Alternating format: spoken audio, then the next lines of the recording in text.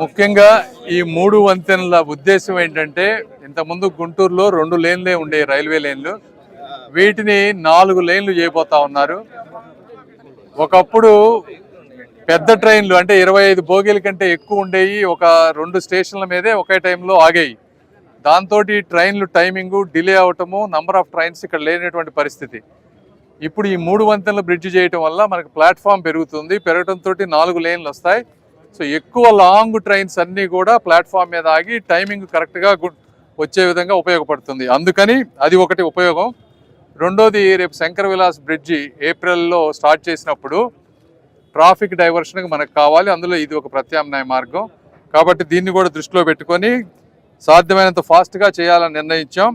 అయితే అనుకున్న దానికంటే ఒక నెల లేట్ అయింది, ఎందుకంటే ఎప్పుడో 60 సంవత్సరాల క్రితం వేసినటువంటి పైప్ లైను తెలియకపోవడం వల్ల అది బ్రేక్ అయ్యి కొద్దిగా లేట్ అయింది.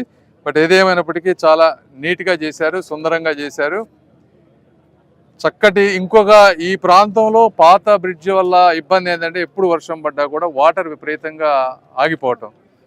ఇప్పుడు దానికి ప్రాపర్ డ్రైనేజెస్ తోటి నీట్గా చేశారని అధికారులు మాకు ఈరోజు చెప్తా ఉన్నారు. అయితే రేపు ఒక వర్షం పడి పెద్దగా వచ్చినప్పుడు మాత్రమే అది ఎంతవరకు 100% పర్ఫెక్ట్ అయ్యేదని తెలుస్తుంది. పొరపాటున ఏదన్నా 1 6 అయినా కూడా వారే వచ్చి మళ్ళీ చేసేటువంటి పరిస్థితి. దీనికి 5.5 కోట్ల రూపాయలతో చేయటం జరిగింది.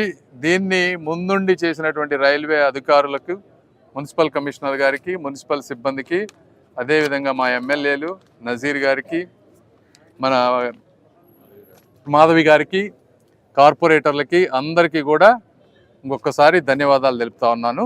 అదేవిధంగా ఈ ప్రాంతంలో దీనికోసం ఓపికగా వెయిట్ చేసినటువంటి ప్రజలకు కూడా మనస్ఫూర్తిగా అభినందనలు తెలుపుతా ఉన్నాను. ఈ సందర్భంలో నేను ఒక విషయం చెప్పాలి. ఎందుకంటే ఇక్కడికి వచ్చే రోడ్డు 60 ఫీట్ ఉన్నటువంటి రోడ్డు మాస్టర్ ప్లాన్లో, ఇక్కడికి వచ్చే వచ్చేటప్పటికి 50 ఫీట్కి వచ్చింది. మధ్యలో చర్చిలు ఇవి ఉండటం వల్ల ఇంకా తగ్గిపోయింది. ఇవి మన గుంటూరు పట్టణంలో ఈ ప్రాంతం అనే కాదు, అన్ని ప్రాంతాల్లో కూడా దేవాలయాలు కానీ, మాస్కులు కానీ, చర్చిలు కానీ, ఇవి కాకుండా విగ్రహాలు, వీటన్నిటితోటి రోడ్లన్నీ కూడా బాగా కంజెస్ట్ అయిపోతూ ఉన్నాయి. ఇవి ఒకప్పుడు మనం సైకిళ్ళు, బైకులు ఉండేది, ఈ రోజున ఇంటికి ఒక కారు. అదేవిధంగా రేపు క్యాపిటల్ ఇవన్నీ డెవలప్ అయినప్పుడు ఈ రోడ్లన్నీ కూడా ఇబ్బంది అయ్యేటువంటి పరిస్థితి. ప్రజలందరినీ నేను అన్ని మతాల వారిని కోరుకునేది ఏంటంటే, మనందరం ఒకసారి ఒక తాటిపైకి వచ్చి ట్రాఫిక్ బాధలు ఇదే విధంగా ఇంకొక 50-100 సంవత్సరాలు ఇబ్బందులు పడదామా, లేకపోతే అందరం సమిష్టిగా కూర్చొని ప్రత్యామ్నాయ మార్గాలు చూసుకొని వీటిని ఏదన్నా అడ్జస్ట్ చేద్దామా అనేది కూడా అందరూ కూడా ఆలోచించాల్సిన విషయం. ఒక చర్చ తీసుకొస్తాం, అదేవిధంగా మేమందరం కూర్చొని డిస్కస్ చేస్తాం మత పెద్దలతోటి కానీ అందరితోటి. దయచేసి అందరూ సహకరించాలని మనస్ఫూర్తిగా కోరుకుంటా ఉన్నాను. Thank you.